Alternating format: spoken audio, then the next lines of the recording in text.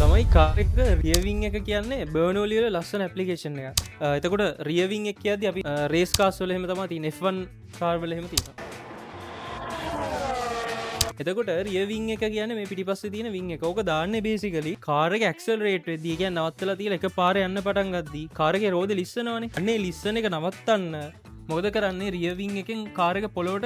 තද කරන අපි කාරක පොලට තද කරදදිමකොදන්නේ ගර්ශන බල වැඩියන අබිලම් ප්‍රතික්‍රිය වැඩිවෙලා ඒකෙන් රෝධ ලිස්සන එක නවත්තන එක තම කරන්නේ තෙනවද අපි කියන අර ග්‍රිප් එක වැඩි කරනවා කියලා මෙන මේ රියවිං එක බේසික් ශේප් එක මෙන්න මේ වගේ හරි බලන්න දැන් වාහන ඉස්සරහට අද්දී මේ පැත්තෙන් එන අනාකූල රේකාවලින් ඔන්න බලන්න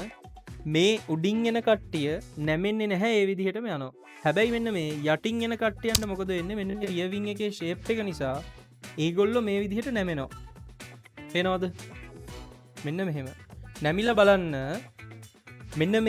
මේ කොටසෙදි දැන් අනාකූල රේඛා ඔන්න මේ පැත්තට යනවා මේ කොටසෙදී ඔන්න අනාකූල ප්‍රවාහයේ විස්කම්භය මේ කරන් මෙන්න මේ කොටසෙදී විස්කම්භය අඩු වුණා කියලා පේනවද ඒ කියන්නේ මේ විං එකට යට විං එකට පහළ ඔන්න මෙතන විස්කම්භය වැඩි මෙතන විස්කම්භය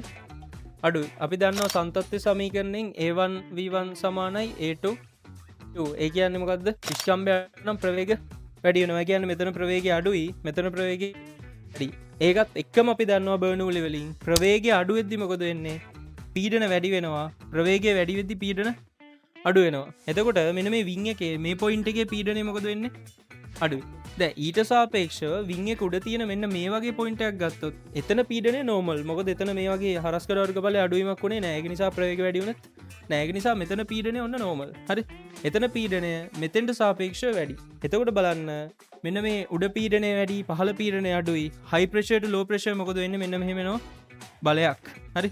ඔන්න ඔය දෙක අතරේ පීඩන අන්තරේ මේ විං එකේ හරස්කඩ වර්ගඵලය වැඩි කරලා ගත්තා නම් ඔය බලය ලියන්න පුළුවන් එතකොට ඔය බලය නිසා මොකද වෙන්නේ විං එක පහළට තද වෙනවා පාරට තද වෙනවා වාහනේ පිටිපස්ස රෝද දෙක එතකොට මොකද වෙන්නේ ඝර්ෂණ බල වැඩි වෙනවා මොකද අබිලම් ප්‍රතික්‍රියා වැඩි වෙන නිසා මොකද F සමානයි μr එතකොට මොකද වෙන්නේ වාහනේ ලිස්සන්න නැතුව ලොකු ඇක්සලරේෂන් එකක් ගන්න පුළුවන් හරි ඕක අර ට්‍රැක් වල පදින මේ රේස් කාස් වල තමයි තින්නේ මේක එකපාරක් එසේ එකටත් ඇවිල්ලා තිබ්බා හරි ඒක නිසා මේ වගේ අර ප්‍රැක්ටිකල් එක්සැම්පල්ස් වටිනවා